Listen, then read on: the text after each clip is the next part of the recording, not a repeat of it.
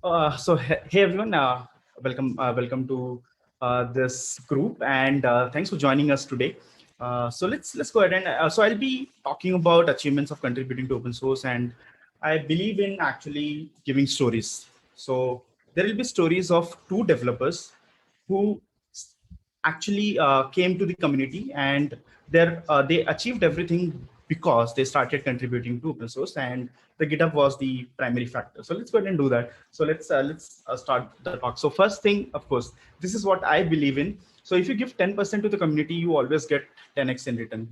You don't have to do anything. You just have to actually give your 10% in any ways possible. So as I said, this is going to be a story, and there are two stories. So let's hear about the story one. So there was a developer who worked in a startup for 5 years. He was pretty happy with the workplace.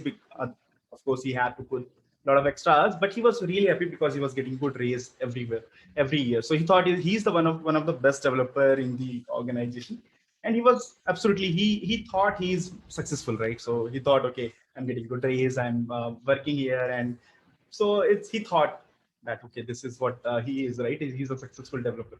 So after 5 years, he said, okay, now my learning has stopped. There is nothing new. My organization don't want to move and adopt to new technologies. So he started thinking of leaving the organization, and he left the organization after 5 years. So he says, okay, he used to think, okay, he's a rock star developer, and he can get a job very easily, but he was proved wrong. So he started getting rejected from one interview to other, because in 5 years industry has moved on, but this developer was actually stuck in the same era, whatever the technology his organization was using, right? The same version. So he never tried to improve himself. So what was wrong? So let's see what he realized. He was working for his organization. That's not a bad thing to do, but you should also work for yourself. I mean, you should always keep learning, right? So that the problem was, he used to spend so much time in the organization that he never got the time to improve himself.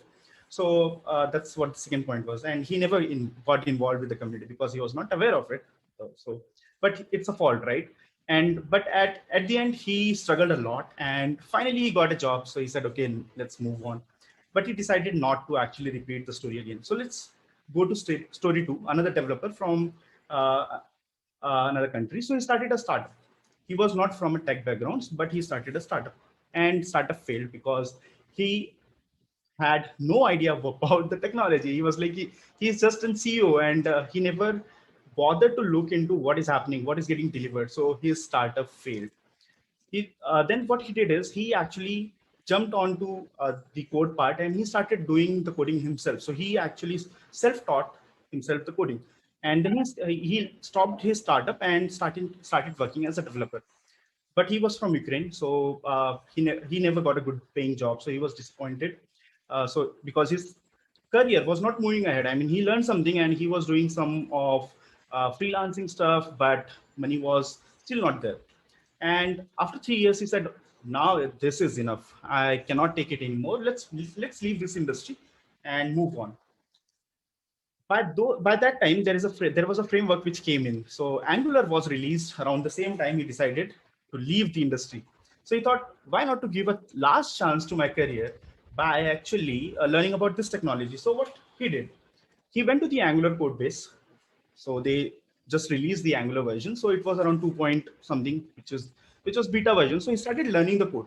He went to the GitHub, opened the repository. That's a great thing about open source, right? So everything is available on GitHub, and you can just go ahead and see the code base of your favorite technology, your favorite framework. Everything is available. So he started learning about Angular by reading the code base. Then he thought, why not to actually utilize this skill? I mean, whatever I'm learning from this code base by reading this code base, let's utilize by answering questions on Stack Overflow. So he started answering on Stack Overflow. And then he thought, I'm already answering on Stack Overflow. I'm getting good feedback from the users at Stack Overflow. Why not to convert them to blogs? So he started writing blogs.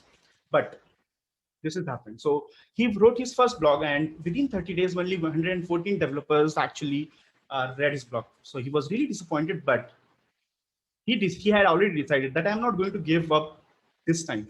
So he said, okay, let's go ahead and start. own publication. So when Angular came in, there was hardly some publications which was available for Angular. So he started his own publication, and then a lot of different community members who were already experts into Angular. So they started joining his publication, because of course he became really famous by Stack Overflow answering all the questions. So they joined as a publication, and then this is what happened within a year. So it was like 25, 2.5K, right? So this is how much views he got within a year. He became GD and MVP, Google Developer Expert and Microsoft Valued Professional. He presented a talk. The next year, he presented a talk at Angular's biggest conference, which is NGCon. And what about money?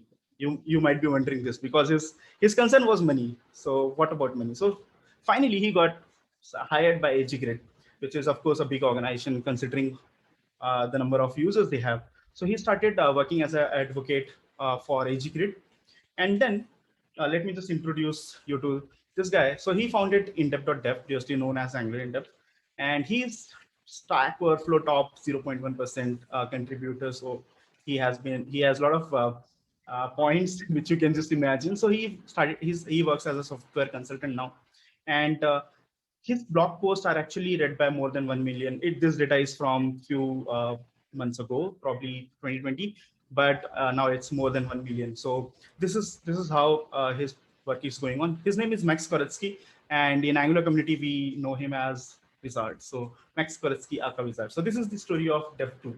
Let's go back to the developer one. What he's up to. So he decided, as I said, I mean, he has actually realized that what he is doing wrong, and he decided to do everything right now. So what he did is he started contributing to open source in 2019, and within 6 months, he actually moved into top 100 contributors for Angular and top 10 contributors for NGRX. And he was the first one to from the India to actually be there. He started creating his own open source libraries and publishing it, and started writing his own blog post in 2019 for indep.dev. Of course, he got the opportunity to join Max and write the blogs. In first year, his blog reached more than 250K developers, and he presented a talk at first ever conference which happened in Sri Lanka in 2019. He became GD for Angular in 2019. Just see the timeline. 2019 he started, became GD for Angular in 2019, and he became India's first GitHub star in 2020. So what about job search, right? So because he struggled previously because when he decided to leave his organization. So this time actually networking and community helped him. So he has to actually not go ahead and give interviews, but he can just directly communicate with some people who are actually hiring, and that's how he got the job. So what we have learned so far from these two stories, helping community made them stand out from the crowd. So this is what happened. But how to start contributing? So let's go ahead and see that. Read the source code, write about it, write about anywhere you want. I mean, you can start your own blog post. You can actually refer some other blog post. Every blog need writers, right? So if you go to Dev2, if you have learned something, just go ahead and write about it. Open source, of course, everything, the entire code is available on GitHub. You can just go to any framework or any library, and you can see the entire code base which is available here. Another good thing about open source is the contributors, right? So most of the contributors are really nice. In case you have some questions, just go ahead and ask. Don't be shy enough to actually hold yourself. Just go ahead and ask the question, and everyone would love to help you. And become active on the open source space if you want to. I mean, if you really need, let's say, if you really have vision to actually go ahead and contribute to the open source, start reading the docs, start reading the code base, what they have done, what practices they follow. Everything keeps on improving, right? So if you talk about, let's say, JavaScript. So JavaScript has been improving. There are a lot of new methods which are being added as native methods which browsers support. And there are millions of libraries which are built on JavaScript. Don't you think, I mean, if you, there is a new method which is available, you can actually go ahead and at least help one or two libraries by actually migrating them to a new method. That's open source contribution, right? If you are a fresher, I mean, if you have never contributed to the open source, these are two good links. So good first issue.dev, and then first timers only, which is for first timers, and good first issue, where you can find all the good first issue which is available. They are really hard to find in a large code bases, good first issues, but you can actually go ahead and see if the libraries you have been using, right? So libraries, frameworks you have been using, which are not that famous, probably they might be needing some help.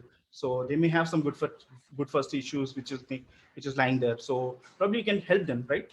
So this is, yeah, this is it. I mean, then, so yeah. So in case you have any questions, so you can ask.